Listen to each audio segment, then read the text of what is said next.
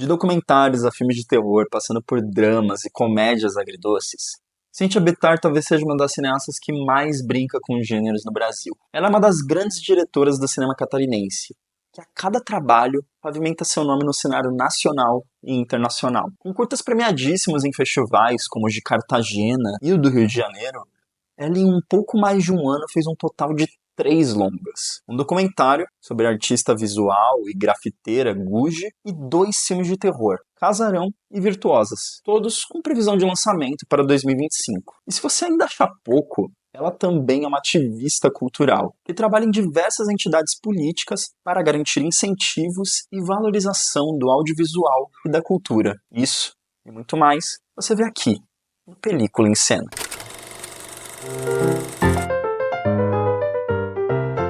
Meu nome é Cynthia Bittar, eu trabalho com cinema já há muitos anos, desde a faculdade. Eu entrei na faculdade em 2004, cursei cinema na Unisul, então já vem aí mais de 20 anos, até assusta falar em voz alta isso, mais de 20 anos nessa estrada.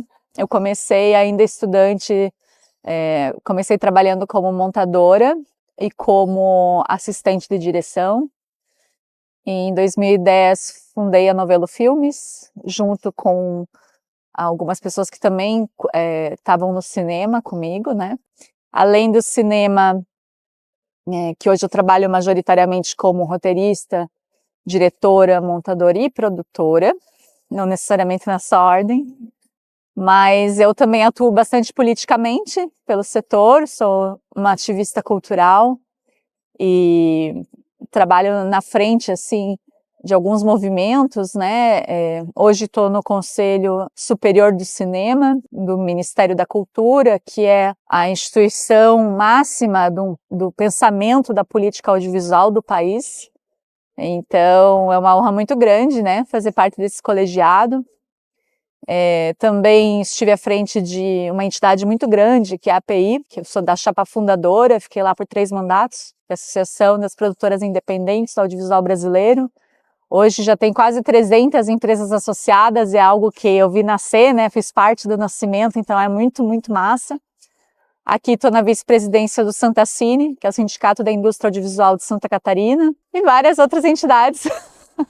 Porque o meu lado de política do audiovisual é um lado bastante forte, atuante, e eu, sinceramente, não sei mais como exercer a profissão sem estar conectada com essa luta pela política audiovisual. Toda a minha carreira é muitíssimo baseada em política pública, então a gente trabalha muito com fomento público, e acredito muito num cinema que é, sim, subsidiado, apoiado, patrocinado pelo seu estado, pelo seu país, né? Então, acho que faz parte de uma luta democrática também, esse incentivo às artes, ao pensamento crítico. Quando foi que você percebeu que você queria ser diretora? Desde sempre que você tinha essa conexão com o cinema? Como que foi para você? Desde criança, eu sempre fui cinéfila. Então, eu assistia a muitos, muitos, muitos filmes. Era uma época em que a televisão, ela exibia muito mais uma programação de cinema, era muito mais ousada. Eu estou falando aí do final dos anos 80, dos anos 90, né? Que a gente tinha filmes que jamais passariam hoje numa sessão da tarde. Tinha também o programa do Zé do Caixão na Band, que eu assistia muito. Então, a gente tinha muito cinema, né? Era uma época que, claro, não havia internet, não havia esse advento da rede social. Então, o cinema e a televisão, eles cumpriam um papel muito central na nossa vida, né? Então, as locadoras, né? Nossa, eu cresci em Caçador, no interior do estado, e eu lembro muito bem quando a sala de cinema fechou, que virou uma igreja. Foi em 94. O último filme que eu vi lá foi O Rei Leão. Então, é uma relação muito familiar, assim, também porque meus pais sempre incentivaram. Eu tenho uma irmã menor que assistia comigo. Na época eu não sabia que era isso, mas eu tinha uma espécie de um cineclube, porque eu chamava as minhas amigas e amigos para ver filmes de terror, que adorava assustar as pessoas. Então eu tinha, sei lá, 12 anos e fazia cineclube para ver Exorcista em casa, então era algo que já fazia muito parte de mim. E eu falo muito da infância porque eu acho que essa vontade, essa curiosidade em relação ao cinema, ela se molda desde aí, desde o que eu sentia quando eu via um filme. Daí para ver filme no cinema era quando eu ia a Curitiba. E aí eu assistia, podia ver na telona e era emocionante demais. Então, vem daí, dessa gênese, sabe? Dessa identidade que foi se formando. Eu queria ser médica na minha cabeça.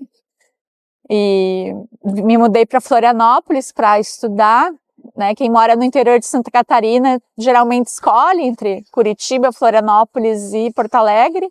Eu quis vir para a praia, então vim para cá só por isso. E eu tinha aquele ano só para escolher, porque eu tinha decidido para mim que eu não ia fazer terceirão cursinho de novo, nunca mais, mas eu não quis. E eu passei em cinema e fui. E no curso de cinema, no início me deu um certo desespero, porque eu comecei a ficar muito preocupada se aquilo ia me gerar renda, se eu ia conseguir me sustentar. Quase larguei para fazer direito. Mas logo na faculdade eu já comecei a trabalhar. Que daí, como eu tinha uma angústia de não entender direito as coisas, tinha colegas na minha turma que sabiam muito mais, que eram mais velhos, porque eu entrei e eu tinha 17 anos também. Então eu comecei muito cedo. E eu achava na faculdade que eu ia fazer mestrado, que eu ia fazer doutorado. Não fiz, eu não tenho especialização pós nenhuma. Porque, de repente, eu fui para técnica, para direção, para roteiro. Eu não imaginava, assim. Mas quando eu vi, foi acontecendo muito naturalmente. Eu tinha um medo de câmera, um medo de... Tinha aula no estúdio, eu já ficava, meu Deus, aula no estúdio, e agora? Eu não sei nada. Mas é engraçado como eu fui aprendendo. Então, fiquei numa posição que hoje, né, como diretora, me sinto bastante confortável, eu amo o que eu faço. Eu tava vendo seus curtas e eu percebi que no teu curta sempre tem um negócio da menina solitária que está amadurecendo, assim, o Segredo da Família Urso, tem até o teu curta que é a menina só, o próprio baile, sempre tem essa figura. E até por curiosidade, assim, como que você se relaciona com essa figura? É algo tipo que foi uma coincidência vários dos seus filmes terem essas meninas que estão crescendo? Como que é? A protagonista, eu acho que é uma figura importante num roteiro, num drama também, para você fazer algumas analogias, né? E uma menina crescendo, especialmente no Segredo da Família Urso e na Menina Só, eu acho que ela acaba conversando muito com uma sociedade que também vai amadurecendo. Especialmente do Segredo da Família Urso quis fazer isso, sabe? É como se aquela menina representasse uma geração, do bem e pro mal. Então, eu acabei usando esse amadurecimento delas para falar também de uma coisa mais ampla. E no baile, era muito importante para mim essa solidão dela, de certa forma, porque a gente está falando também dessa solidão institucional a qual elas são deixadas, né, essas personagens do baile.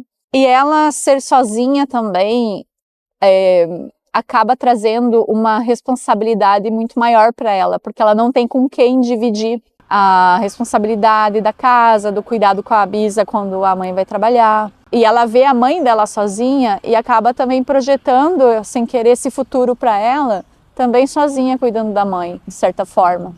E é engraçado, assim, porque também tem uma questão de produção, né? Porque geralmente os orçamentos que a gente trabalha são muito condensados.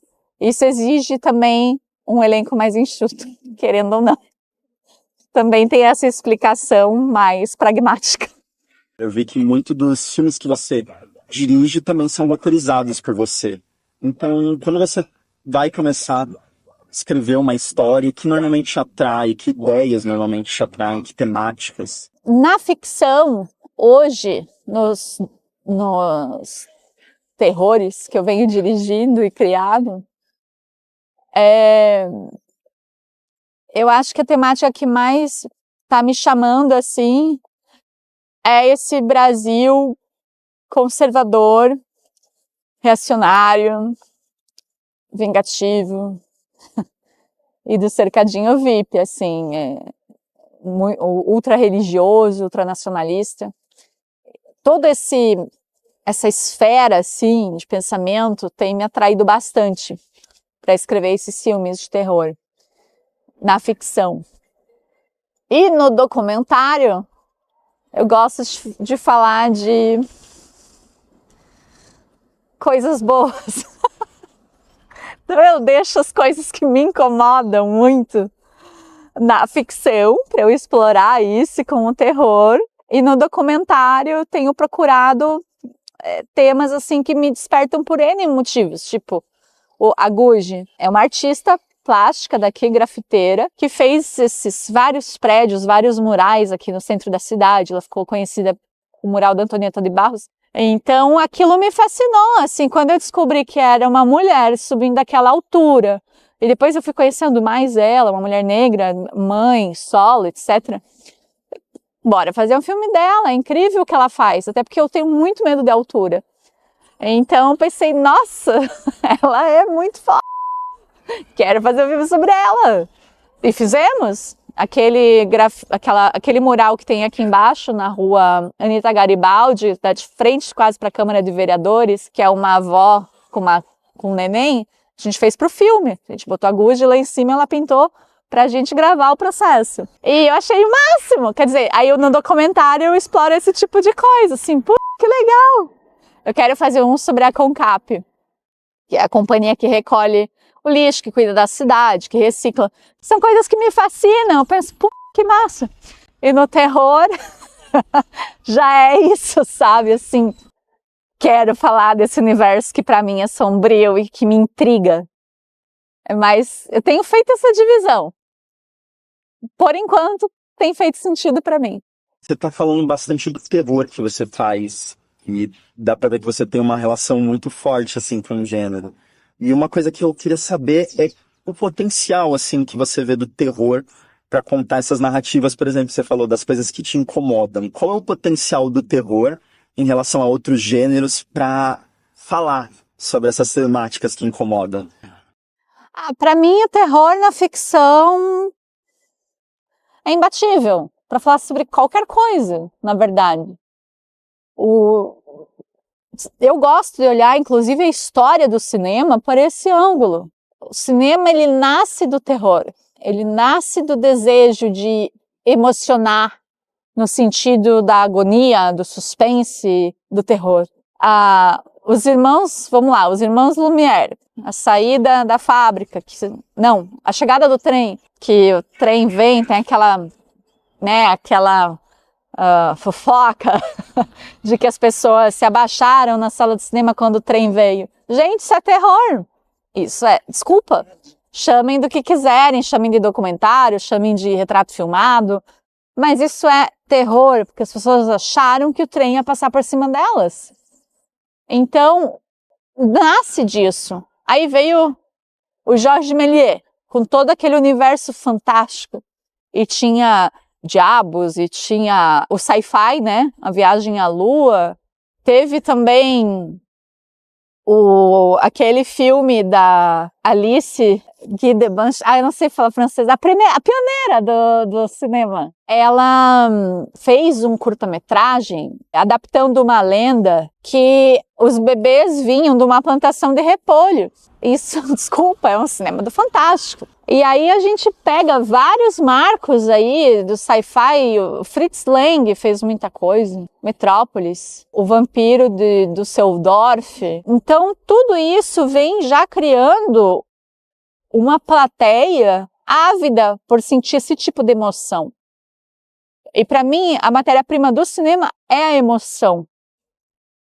E uma das emoções mais fortes que a gente pode ter é o medo, a angústia. Então, pra mim o terror é o melhor gênero para falar de qualquer coisa. E eu gosto muito quando eu encontro alguns elementos de gênero. Por exemplo, eu fui assistir o Flow, aquele do gatinho. Eu assistindo, mas isso aqui é um terror. Até porque fala de uma coisa que nos dá muito medo, que é a morte, que é a finitude, que é um assunto que me fascina. Eu tenho muito medo. Então, o terror, como trabalha muito a questão da morte, do desconhecido, sci-fi adoro também, eu acho que mexe com a emoção. Tem dramas maravilhosos, eu sei que tem, mas terror, ele mexe com algo muito profundo, com algo existencial. Eu lembro que eu vi uma entrevista sua, você falando que na época que você fez o seu curta-baile, ele ficou elegível para o Oscar. Você disse que meio que o Estado não apoiou tanto assim a ida do seu filme pro Oscar, não fizeram nenhuma carta, você falou da Fundação Cultural de Santa Catarina e tudo mais. E aí eu queria saber de você se você acha que há uma negligência do Estado quanto às políticas cinematográficas audiovisuais e também quais são os desafios de fazer cinema aqui em Santa Catarina. Na época que o baile foi qualificado ao Oscar, isso aconteceu porque a gente ganhou o melhor filme em Cartagena, Festival de Cartagena de Índias. Foi, assim, muito triste a forma como que a gente foi tratada pela Fundação Catarinense de Cultura, pela Fundação Franklin Cascais, aqui do município também. Uma época que, vamos lembrar, o Brasil estava sem Ministério da Cultura, né? E sem um programa que era muito bom na Ancine também, que apoiava a ida de realizadores para eventos internacionais. Então não tinha nada. Quando o filme foi selecionado para a competitiva de Cartagena, Cartagena é o festival mais antigo da América Latina, super prestigiado. E era uma edição comemorativa de 60 anos do festival. Desde aí a gente foi pedir apoio, passagem, porque não tinha. Era uma época bem difícil financeiramente, a gente estava todo mundo lascado do setor. Eu consegui ir porque a minha mãe, a instituição família, essa instituição, quis ir também, tinha se aposentado, e falou, eu viajo contigo. Aí eu ajudo com a passagem e a gente fica junto lá na hospedagem, tudo bem? E beleza, a mãe viajou, porque ela não gosta de viajar sozinha, e eu tive um apoio, ainda bem. Porque o filme ganhou Cartagena. Uma coisa que negaram essa viagem. E lá em Cartagena, foi até quando estourou a pandemia, eu estava bem lá, mas veja, tava toda uma comitiva de Niterói, do Rio de Janeiro, que quis me conhecer, falar, nossa, que legal, você é de Santa Catarina, vamos fazer uma reunião, vamos... Tipo, eu mal conheço Niterói, eles estavam lá apoiando e querendo almoçar e me levaram para uma reunião. Poxa, não era o Estado que tinha que estar lá? Se eu fosse gestora, eu não só pagava passagem, como ia junto e exigia como contrapartida uma palestra minha para a comunidade, duas, sei lá, falando como é que foi o festival, o que tem que fazer para entrar no festival. Vamos multiplicar os saberes. Não. Eles não quiseram nem dar uma carta para eu pedir apoio para outras instituições. Eu ouvi o seguinte, se a gente der carta para você, a gente vai ter que dar para todo mundo agora. Eu fiquei assim, péssima. E por que eu tô aqui até hoje? Porque eu amo essa cidade. Eu gosto de dar um mergulho no Matadeiro, no Peri. É uma droga ser praieira, porque daí não tem melhor cidade no Brasil. Eu escolhi essa cidade e eu não me vejo morando em outra capital do Brasil. Não me vejo. Então, daqui só se for para fora. E Santa Catarina tem uma força política imensa. Imagine, somos 3 no Conselho Superior de Cinema. Santa Catarina, somos 3. Então, eu titular, a Manevi e a Luísa Lins suplentes. E no comitê gestor do fundo setorial temos uma catarinense também, a Aline Belli, de Blumenau. Poxa, que estado com uma cinematografia ainda tímida como a nossa, tem tanta gente nesses cargos? Nenhum. E aqui dentro, muitas vezes a gente é tratado como sabe o quê? Um incômodo. E é um estado assim, eu odeio amar esse estado, porque eu amo, né, fazer o quê? Sou daqui, eu adoro, tem 1000 coisas que eu adoro aqui, mas lidar com as gestões e a própria sociedade, muitas vezes, que ainda não vê o poder da indústria criativa, da indústria cinematográfica, é complicado. Você falou um pouquinho disso nessa última fala, mas eu queria saber um pouco qual que é o potencial que Santa Catarina tem, porque todo mundo fala, né, muito esse cinema de Recife, cinema de São Paulo, Rio de Janeiro, até de Minas, Porto Alegre, mas quais que são as narrativas potenciais em Santa Catarina? O que Santa Catarina tem de narrativas, de histórias para mostrar? Santa Catarina, isso que dói, porque eu vejo tudo isso, mas as pessoas que têm poder de investimento, fazer alguma coisa, ainda não veem, mas eu vejo. Tem um potencial incrível, estratégico, geográfico, logístico, de cenário, de riquezas naturais e de possibilidades narrativas. Santa Catarina é um estado diferente de qualquer outro do Brasil. É um estado onde a capital não é a maior cidade, nem o maior IDH. É um estado extremamente dividido, parece um ajuntamento de territórios e culturas e visões. É impressionante como o estado muda, muitos sotaques, muitas memórias diferentes em cada região. É um estado que está muito na mídia, muito, por motivos ruins, por causa de fanatismo, do avanço da extrema-direita e tudo. Mas é um estado muito pop. Por isso também. Floripa é pop. Tem capitais do Brasil, perdão, mas que você não escuta nada sobre elas. Nada. Floripa não. Floripa está sempre na mídia. É impressionante. Uma questão que aqui tem é essa peculiaridade, esse caldeirão de lutas, de resistências, assim. Poucos sabem, mas Santa Catarina, em 2002, foi o estado que mais votou no Lula. Do Brasil. E agora, não. O que aconteceu? Só isso? Quantas narrativas a gente tem aqui? Tem uma coisa aqui do estado que me toca muito e que eu quero filmar um dia. É sobre a Guerra do Contestado, porque eu cresci em Caçador, né? E Caçador é uma das principais cidades em relação à Guerra do Contestado, é onde tem o Museu do Contestado, eu cresci com isso. Mas é uma responsabilidade muito grande falar do Contestado. É uma história bastante intrincada, bastante complexa, com múltiplas facetas. E eu preciso de mais tempo e muito mais dinheiro para fazer do jeito que eu gostaria. Mas é um tipo de uma história que precisa falar, né? Mas aqui tem qualquer história, porque tem muita gente criativa aqui. Tanto de marcos históricos, quanto de criação, de ficção. Também, muita gente do Brasil não sabe, mas aqui é uma terra indígena muito forte. A gente tem uma liderança, uma presença muito forte desses movimentos. Então, também olha quantas histórias. Sem contar as coisas bizarras que só acontecem em SC.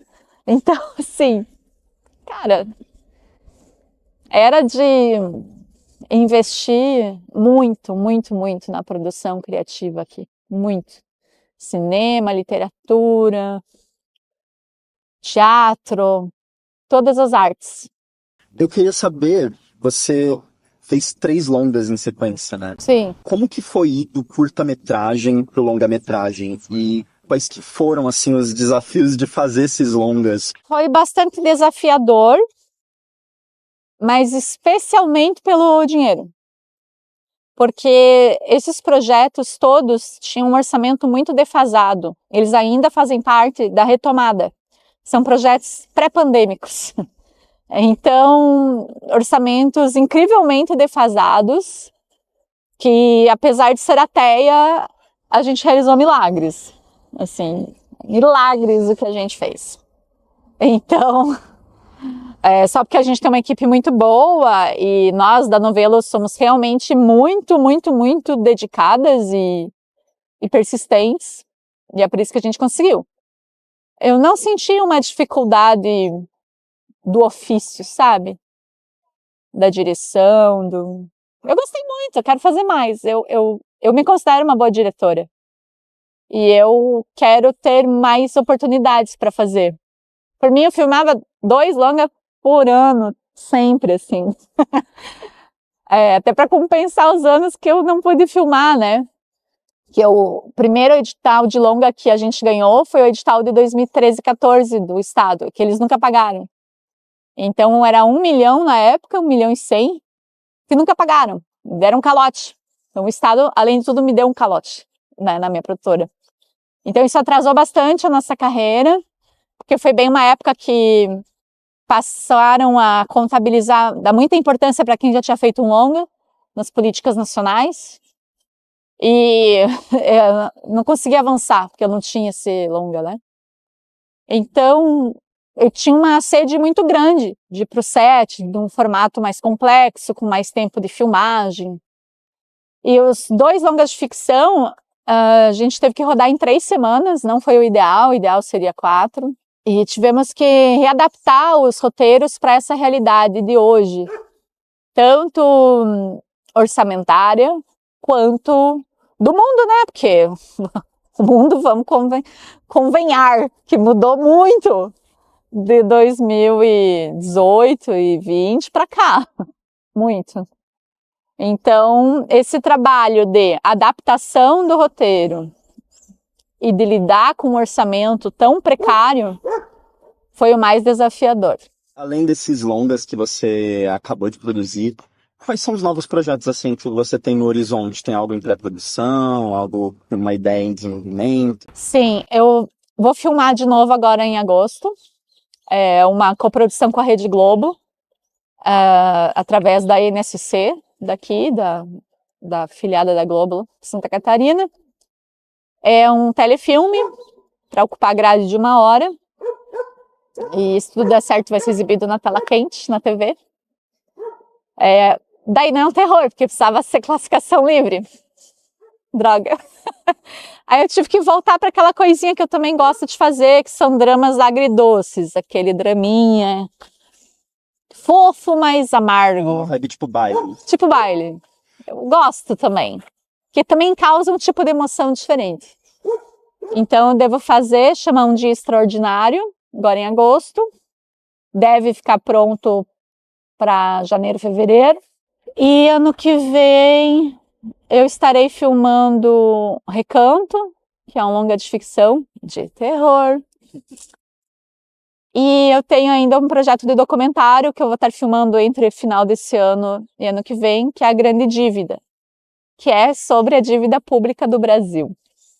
São temas, aquela coisa do documentário, são temas que me fascinam, assim. E agora um documentário que vai falar sobre algo que não é tão fofo, né? Como você disse, você gosta de documentários com temas mais felizes.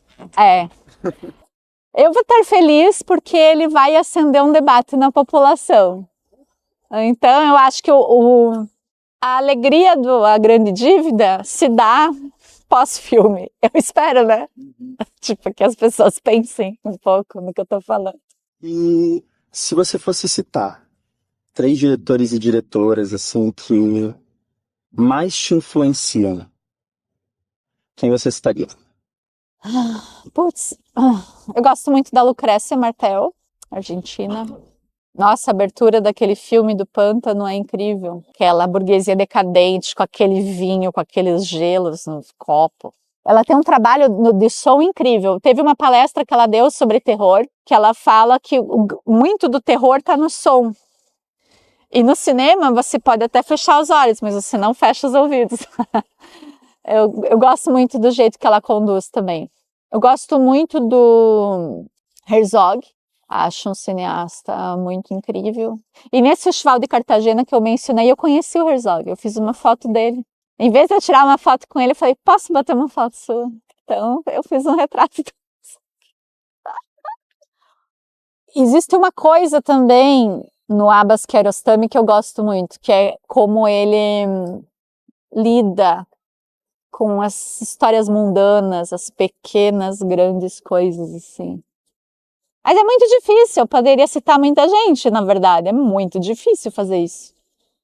Eu tenho uma grande dificuldade de elaborar listas, assim. 3 é muito difícil, é muito. É muito porque eu queria te dar um de cada estado do mundo.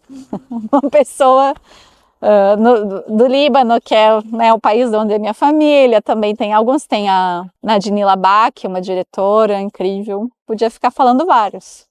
Do Brasil, eu gosto bastante do trabalho do Kleber Mendonça, e tem algumas pessoas contemporâneas a mim, que eu gosto bastante, assim. Tem uma diretora que eu acho muito boa, que é colega, amiga minha, que é a Natália Tereza, ela mora em Curitiba. Ela tá nesse passo de avançar para outros longas, assim. Ela é muito boa, essa garota. De novo, eu vou fazer uma pergunta que vai ser difícil você definir, mas os seus 3 filmes favoritos? Ah, não. 3 filmes favoritos? O Exorcista. Apesar de eu não acreditar em demônio e nem em Deus. Mas acho ele tão cínico, esse filme, adoro. Puta, perdi um, falta 2. Eu adoro O Psicopata Americano. É dirigido por uma mulher. Escrito e dirigido. Acho que ela foi genial na abordagem dela. Tem gente que não se liga que é de uma mulher esse filme. E teve um documentário que eu gostei muito. Do Marcelo Gomes, eu acho. Vou-me embora quando o carnaval chegar. É sobre... Eu nem sei se é um dos meus 3 preferidos, mas eu fiquei com isso na cabeça que eu tava pensando. Um documentário brasileiro. Porque eu já te disse que eu funciono em catálogos. Ele é sobre uma comunidade no interior de Pernambuco que vive de jeans, de fabricação de jeans. E eles trabalham muito, e aí eles juntam todo o dinheiro para aproveitar o carnaval depois, na praia. Eu acho incrível. E ele é um ótimo diretor. Aí eu fiquei pensando assim, beleza, você já citou um de terror. 2, né? Psicopata Americano também é. Você citou um de mulher, beleza. Faltou um documentário. Mas, não, isso é muito cruel. Nem são os meus 3 preferidos, eu nem sei quais são. Bem, varia, né? Os preferidos, é muito difícil. Sei lá. Os que mais te marcam atualmente Hoje, às 10h25, são esses. Às 10h26 serão outros. E agora sim, te encaminhando para as perguntas finais aqui, eu queria saber um pouco o que você não fez ainda e você tem muita vontade de realizar no cinema, assim, se tem algo que você ainda quer fazer, alguém que você queira trabalhar, algo que você sonha. Eu sonho em fazer filme com dinheiro. É o meu maior sonho no momento. Eu sonho em escrever um filme e ter o recurso financeiro apropriado, condizente, para eu executá-lo do melhor jeito possível. Esse é realmente o meu sonho. Eu não tenho, assim, uma coisa de... isso que eu falei, dessa vontade de fazer algo sobre o contestado, não chega a ser um sonho. Não vou ficar mal se eu morrer sem fazer isso. Mas eu gostaria. Eu não sou uma pessoa muito sonhadora, na verdade. Eu sou bastante pragmática, tenho um pensamento bastante estratégico e como as minhas referências que eu comentei antes são coisas muito que se movem, que se atualizam, eu acredito que eu sempre vou ter novas ideias. É até um pouco difícil para mim e para as minhas sócias a quantidade de ideia que eu tenho. Eu acho que todo dia eu penso num novo filme. Então, eu já estou muito acostumada a ter ideia e não fazer, porque eu tenho várias. E o que eu tenho que acalmar o coração, e acho que já acalmei, é que eu não vou conseguir executar todas. Então, às vezes, eu pego uma ideia e junto pedaços de várias outras ideias que eu tive e formo um projeto. O baile foi isso. Então, meu maior sonho é ter as condições para eu fazer o que eu faço. Conseguir tirar uma remuneração adequada para mim, para as minhas sócias. Conseguir pagar cada vez melhor a minha equipe. Que as pessoas sintam prazer em estar executando um filme que sai da minha cabeça. Tipo, então, meu sonho é realizar bem. Acho que é isso. Assim, Cintia, eu queria agradecer de verdade por você ter aceitado essa entrevista. Foi ótimo poder conversar com você sobre seus filmes, sobre o cinema catarinense.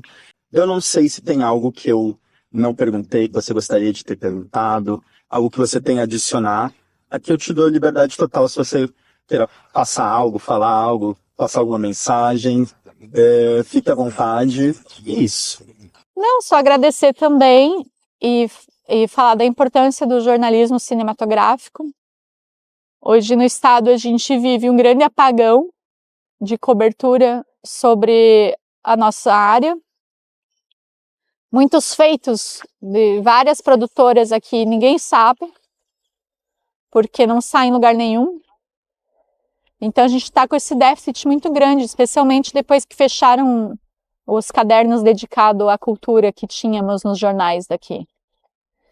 Então é difícil. A gente faz um monte de coisa e as pessoas não ficam sabendo.